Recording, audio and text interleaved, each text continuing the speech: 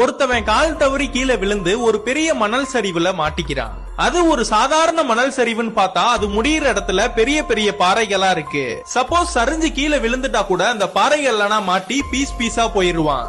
இவன் எவ்வளவோ அதுல இருந்து தப்பிக்கிறதுக்காக முயற்சி பண்ணாலும் அந்த மணல் சரிவுல மாட்டிட்டு இருக்கறனால இவன் ட்ரை பண்ணும் போதுனா கீழே தான் சரிஞ்சுக்கிட்டு போறான். அந்த நேரம் பார்த்து இவனுக்கு யாரோ போன் பண்றாங்க. அந்த போனை கூட எடுக்க முடியாம அந்த ரெண்டு கையும் இறுக்கமா புடிச்சுக்கிட்டு தொங்கிட்டு இருக்கான். ஆனா போக போக இவனுக்கு ஸ்ட்ரென்த் இல்லாம அந்த கையெல்லாம் சரிச்சுக்கிட்டு அந்த மலையோட எஜ்ஜில போய் மாட்டிக்கிறான். ஆனா நேரம் ஆக ஆக அவன் உடம்புல உள்ள மொத்த ஸ்ட்ரென்த்துமே போயிருது.